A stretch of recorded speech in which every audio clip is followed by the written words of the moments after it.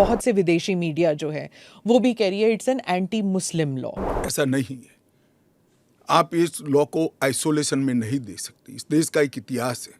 इस देश का विभाजन धर्म के आधार पर होना ही नहीं चाहिए था, मगर उस वक्त किया गया। और स्वयं कांग्रेस के नेताओं ने आजादी के वक्त सैकड़ों भाषणों में कहा है कि अभी मारकाट चल रही है, अभी जहां है वहां रह जाइए, बाद में जब कभी भी भारत में आएंगे आपका स्वागत है।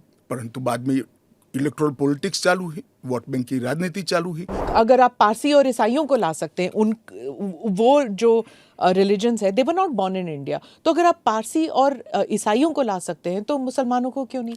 देखिए, मुस्लिम आबादी के लिए ही वो हिस्सा आज भारत का भाग नहीं है। वो भूमि इसीलिए दे दी गई थी। फिर तो हर देश से अव्यवस्था से जो आना चाहिए, इसके लिए भारत के दरवाजे खोल लो। मैं बाकी रिलीजन्स के बारे में बाद में आती हूँ, पहले मुसलमान समुदाय के बारे में बात करते हैं, क्योंकि चाहे ओवैसी साहब हों, चाहे ममता बनर्जी हों, और फिर बहुत से विदेशी मीडिया जो है वो भी कह रही है it's an anti Muslim law, because आप मुसलमानों को नहीं शामिल कर रहे हैं, तो वो क्राइटेरिया ही है कि मुसलमान नहीं होने चाहिए। ऐसा नहीं है। आप इस लॉ को आइसोलेशन में नहीं दे सकती। इस देश का एक इतिहास है। 15 अगस्त 1947 को देश का विभाजन हो गया। देश 3 हिस्सों में बंट गया। वो बैकग्राउंड है।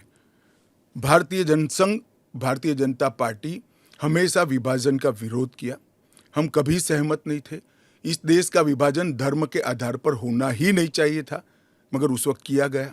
जब धर्म के आधार पर आप विभाजन करते हो और वहां जो अल्पसंख्यक है उन लोगों पर ढेर सारे अत्याचार हो, धर्म परिवर्तन कराए जाए, इनकी महिलाओं को अपमानित किया जाए, वो माँ बहन बेटी के लिए वो शरण में आए भारत की, तो क्या उसको यहाँ नागरिकता का अधिकार नहीं है? और स्वयं कांग्रेस के नेताओं ने आजादी के वक्त सैकड़ों भाषणों में कहा है कि अभी मारकाट चल रही है, अभी जहां है वहां रह जाइए, बाद में जब कभी भी भारत में आएंगे आपका स्वागत है। परंतु बाद में इलेक्टोरल पॉलिटिक्स चालू हुई, वोट बैंक की राजनीति चालू हुई। अपीसमेंट के कारण वो वादा कांग्रेस पार्टी ने कभी पूरा नहीं किया, जो आज नरेंद्र मोदी पूरा कर रहे हैं। सर, जो बाकी समुदाय, बाकी जो रिलीजन्स हैं, चाहे हिंदूज हैं, जैन हैं, बुद्ध हैं, सिख हैं, उन सबको तो मैं मानती हूँ, ठीक है, देवर रिलीजन्स बॉर्न इन इंडिया, नहीं, आंकड़े पर पारसी और अगर आप पारसी और ईसाइयों को ला सकते हैं, वो जो रिलीजन्स है, they were not born in India, तो अगर आप पारसी और ईसाइयों को ला सकते हैं तो मुसलमानों को क्यों नहीं? देखिए, मुस्लिम आबादी के लिए ही वो हिस्सा आज भारत का भाग नहीं है। वो भूमि इसीलिए दे दी गई थी। फिर तो हर देश से अव्यवस्था से जो आना चाहिए, इसके लिए भारत के दरवाजे खोल लो। भारत कहां बचता है?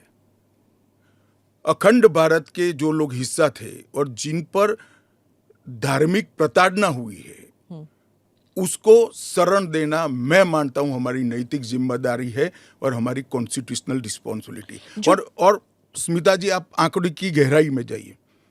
जब विभाजन हुआ तब पाकिस्तान में 23% हिंदू थे, हिंदू और सिख थे। आज 3.7% बच गए। कहाँ गए सारे?